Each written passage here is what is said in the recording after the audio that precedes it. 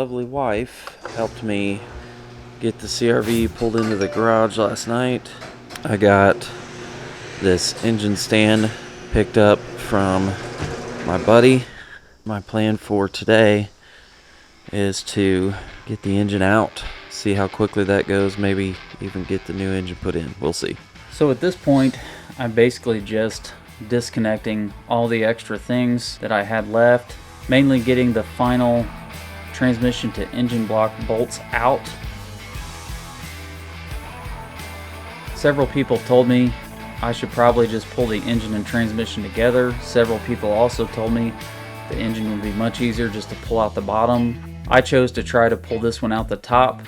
One of the reasons was I wanted to leave the transmission in, and I didn't want to have to disconnect my axles or any of that, so I left all of that intact while I pulled the motor out.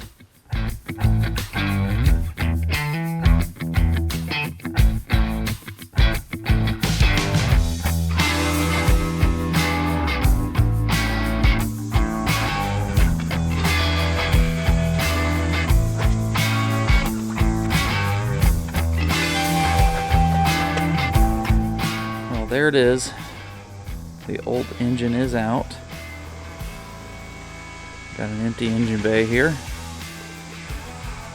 Besides the transmission. I was able to get it out without removing the transmission, which was nice. So I'll clean the bay, the firewall and stuff, some of those places I can't normally get to very easily. And right now I'm going to focus on swapping over parts from this motor to the new one, intake manifold, timing covers, that kind of thing. One problem I did have was this torque mount that's on the driver's side. It's connected to this AC bracket. I think these are pretty common for braking on these things, so my Honda dealer has them on back order. I may go to O'Reilly and try to get an aftermarket, just getting back up and going, but get some parts swapped over and get this thing put back in. I just wanted to show this for any of you out there that may be doing the same swap, putting a JDM engine B20 into your US CRV. There is a significant difference on this engine mount. This is on your timing belt side of the engine. The JDM engines obviously sit way lower down in the engine bay to account for that big giraffe style intake manifold. So this is very important to swap this part out. Swap out this taller one from the JDM engine with the smaller one that came in my US CRV, or else your engine is going to sit very sideways, very tall on one side. Okay, for you guys that are doing this swap again, the JDM B20 and a US DM, this is the difference between the oil pumps. See, this US version has that wire that's coming down and wraps around the crank there. The JDM pump doesn't have a place for that. So this is why unless you want to do a wiring workaround, you just need to swap this little mini harness plug thing from yours. And so basically this little sensor, this crank sensor, there's just 10 millimeter bolt there and there. Then there's a little sensor in between this bracket and the engine. You just pull those off. It just fits in this little deal right here. It's got this little place cut out for it. And then run this up, and there's a little bracket that goes on, and basically you're good to go with your JDM B20 now. Nothing really different from the factory one that came out of your US CRV.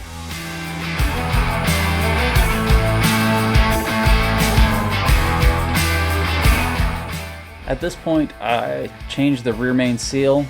The old one didn't appear to be leaking, but I figured while I'm in there, I may as well do it. Then I'm putting the flex plate back on. You can see my son helping me here to keep the motor from spinning while I torque the flex plate bolts. Made some great progress today. Got some blood on my knuckle, which lets me know I was actually doing something. Still don't have a motor in, but I got the new motor all ready to drop in. I've got everything in time. I got my timing cover back on. I've got this mount bracket, which is the right one, put on it. One thing I did not see anywhere that I had to kind of figure out on my own is this bracket right here that holds the bottom of the intake manifold and then comes down and just bolts to the block right here. That was different on the JDM motor because of the different intakes. It didn't set this made this intake set just a little bit too high, so I did have to swap those out. Got a new oil filter on the motor already. The intake manifold is all on, the fuel rail, the injectors are all in place. I went ahead and put a new rear main seal in it while I was at it, although the other one didn't look like it was leaking at all. But all in all, it's a good day. Tomorrow, after I drop the kids off, I'm gonna commit another day to dropping this motor in, and depending on if I've got time to go to pick and pull and get the final things I need and everything goes smoothly, hopefully I'll be starting this thing up in the next couple days. We'll see. This was probably the most frustrating part of the swap. Just a lot of tweaking to get the engine to fit back in place with the transmission, and mainly just to get everything lined up. All of the bolts in on the rear cross member, the motor mounts, just to get all that stuff lined up was quite the pain. I had to crawl under the vehicle and back out so many times getting this part of it done, but we finally got it in. I did end up having to remove the alternator to gain enough room to get the motor in with the transmission still in there. Made some awesome progress today. I had a heck of a time with that torque mount that's down under there. I had to use my torch to try to get that thing heated up. Ended up having to grind a couple grooves into it to keep it in the vise and keep it from spinning. Here's the old engine, and right there is the reason it needed to be replaced, if you can tell. I have the new engine in place. I'm just waiting on a few things. One thing I need is this fuel line right here is messed up. It shoots fuel out of there once it has fuel pressure. When I was testing the radiator the other day, I found out it's got a leak right underneath here. A very slight leak, but I went ahead and ordered a new radiator for it. My air intake tube had two big old cuts in it, so for the fuel line and the stock air intake tube, I'm going to run to pick and pull tomorrow, see if I can find those parts there and salvage those for cheap. I need to throw the starter in, throw those pieces on, new radiator in, and then I just need to throw oil in it. I've already got a fresh oil filter on it. I've got to buy a battery. This battery is toast. Throw the air intake box and everything back on it, and should be ready for initial startup. I've only spent about 2 days really taking the old motor out and putting the new one in, so that part of it's gone pretty well. There's always a couple unexpected things, but I'll head to the pick and pull in the morning, see if I can salvage these couple parts I need, grab my battery, throw these last couple things on, and then as soon as my radiator's here later in the week after changing some fluids, should be good to go. That's it for tonight. I'm headed to the pick and pull today. Supposedly my local pick and pull here has like at least 4 first-gen CRVs, so we'll check that out. I'm out to get a factory fuel line that goes to the fuel rail. Mine has a little crack in it, spilling fuel.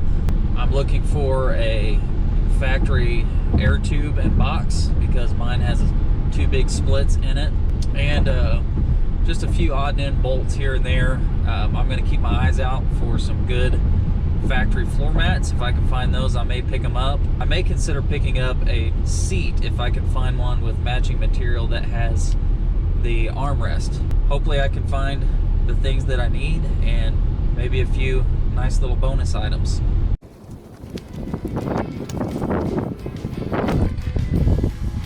Looks like row 102, 106, 98.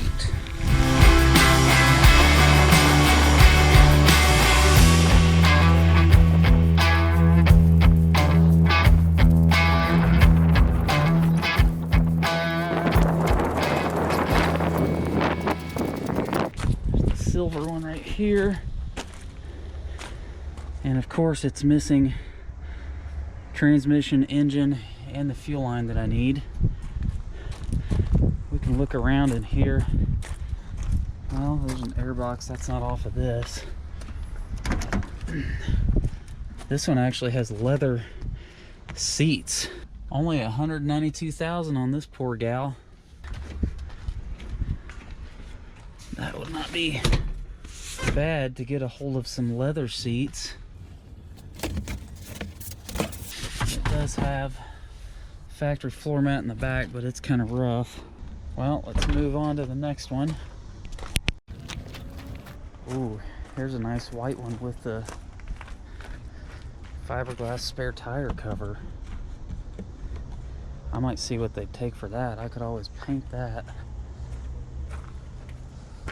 Let's see, we've still got an engine.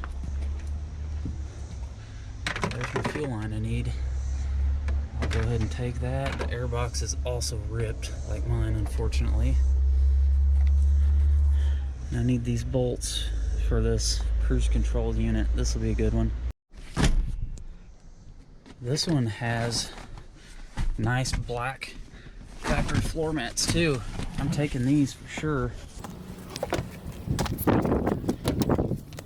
Yep, I will take the whole set of these mats.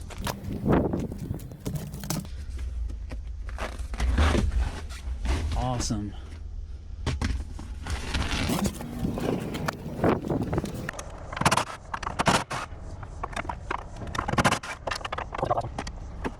And just like that, 3 bolts. I wasn't able to find one for mine.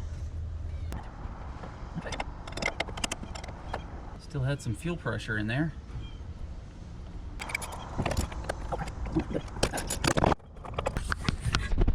That's why GoPros don't belong in engine bays.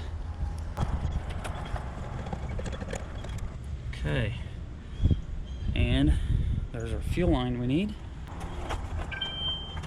I'm gonna take these washers and this banjo bolt with me, even though I don't think I need them. Doesn't hurt to have a couple extras of those. These headlights are mint. I'm gonna take these while I'm here. I'm in here to get the headlight out, but one of the best things about going to a salvage yard or a pick and pull is these little things, all these little bolts and stuff you're missing. I'm missing one of these in mine, so this is a great place to get some of these things. I may even take this whole bottom plastic cover because mine is pretty jacked up from when the engine blew. Something melted a bunch of it. Well, that was an absolutely awesome score. This thing was in really good shape. I had to end up pulling the whole bumper off to get some of these parts, but ended up with a really nice set of floor mats. The driver's floor mat is a little dirty, a little rough. It might clean up, but the others are really nice. I got this lower valence, which is all in perfect shape. Mine is all cracked out. I got some beautiful headlights. Mine are looking really rough. I'd say these have been replaced somewhat recently.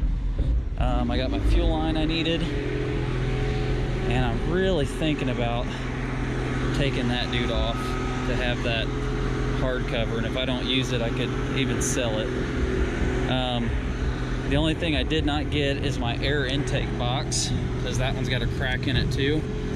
If all else fails, that one's in better shape than what I have, but I'm gonna look on one of these other rows and see if I can't find one. Here is your typical red one. Oh man, that one's cracked too. Well, it's not in horrible shape. I may be able to salvage that one if I'm careful. And it's got the typical super ratty CRV spare tire cover. Someone's taken the roof rack off. Yeah, I may have to snag this driver's seat just to have that right there. My local pick and pull has these carts that are super handy to be able to take back and get your parts, but they are very heavy.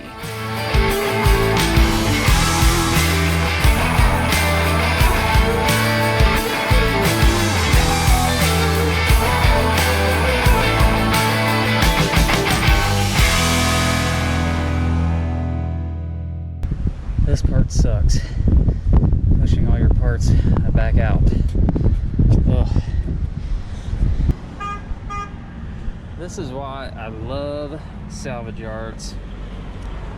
Came here today to get this fuel hose and this air intake tube. I wind up getting a driver's seat with an armrest, which is something I wanted, a full set of really nice floor mats that just need cleaned. I got this rare hard plastic spare tire cover. I got 2 mint headlights, which mine are in pretty rough shape, and I got a lower valence that's in perfect shape where mine's all cracked. Pretty good score.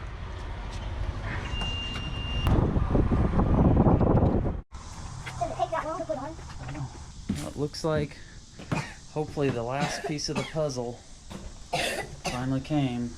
There's the radiator. Let's see if it's broken or not. You got it by yourself? Okay.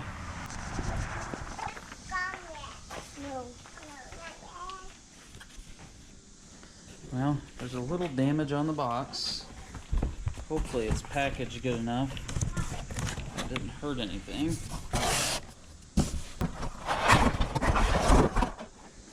Oh, look at that. Pretty new radiator. No cap, unfortunately.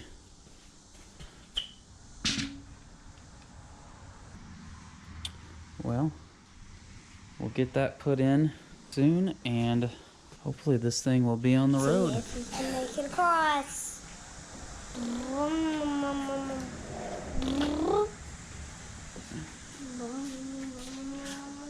Say hi. You don't want to? Okay. Well, I got my new radiator in today. Pretty much the last piece I think I'm waiting on. I want to go ahead and see if I can get that swapped out. Besides that, it's pretty much just put new training fluid in it, put oil in it, hook my air box back up, add antifreeze, and we're ready for the first startup.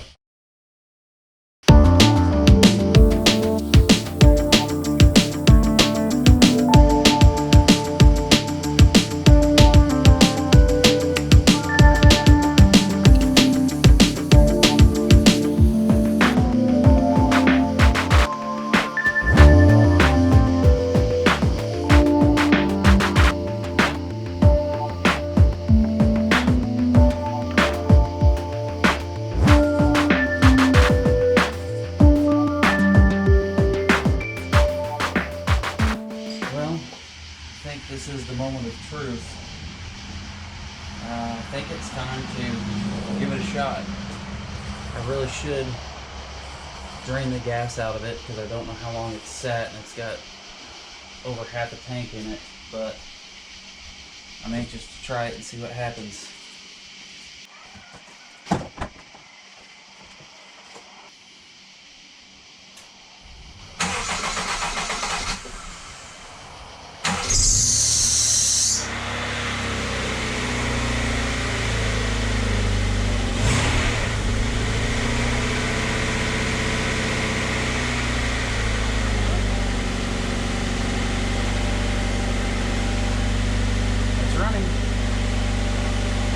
Got a check engine light on. I will get out my scanner and try that, but it's running. Well, I've been driving the CRV a couple days now. I got the entire thing. I just did a quick little buff on it. Nothing too crazy, just kind of smoothed the paint out, got some wax on it. Just wanted to clean it up because it had been sitting for quite a while. I did a pretty good detail of the inside. I've got my new floor mats down. I still need to take those out and give those a really good cleaning, but I got everything pretty well detailed inside. I did a quick shampoo on all the seats and everything. Got the kids' car seats in here, so as of right now, this is my daily driver. I was going to get the AC charged on it the other day to have that ready to go and started to add refrigerant to it, and I had a massive leak. Come to find out that the low pressure, lower coolant hose on the AC compressor had a hole in it. When it blew the motor out the front of the block, something hot hit the hose and put a hole in it. So went and picked up a new hose at Pick and Pull today. So I'm going to go ahead and get that new hose on. Hopefully with that I can charge the system and have AC working. I got to remove the bumper and lower valence to do that, so I'm going to go ahead and install my headlights and lower valence at the same time. And the other thing is my JDM exhaust manifold is a little different than the US one, which no one told me. So it's missing one of the bolts. I've got a very slight exhaust leak, so I may swap that exhaust manifold from the old motor over to it, see if that fixes that slight exhaust leak. Otherwise, should be pretty much ready to go with it. Everything went really smoothly, getting my bumper off and getting these headlights swapped out, until I got to the AC hose. The bolt holding that hose into the condenser broke off when I was trying to get it out. This happened at the parts yard as well. So I was aware this could happen, and I went extremely slow. I even applied heat to it and was easy as I could be, but it still broke on me. So I ended up having to go get a new condenser, which was another $100 I wasn't expecting to spend just to get the AC working. Well, I wasn't quite sure how to end this video, so I'll just do it this way with me driving the CRV. Life has been crazy. It's taken a while for me to get this video edited and out, but at this time, I've been driving the CRV almost every day for, I think, over a month now. I have already put over 3,000 miles on it. I just did my first oil change, and I did a drain and refill on the transmission one more time. It's been absolutely great.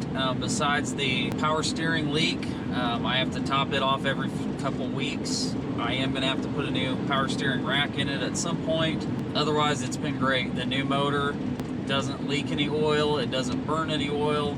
It's been awesome. It does not get as good of fuel mileage as I was hoping. With mixed driving, I average about 23 miles a gallon. I have gotten up around 25 and 26 with mainly highway.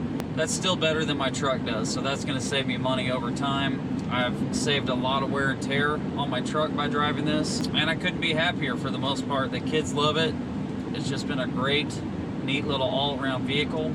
I am going camping with my son up north this weekend, and I'm going to pick up a storage topper for the top of the car.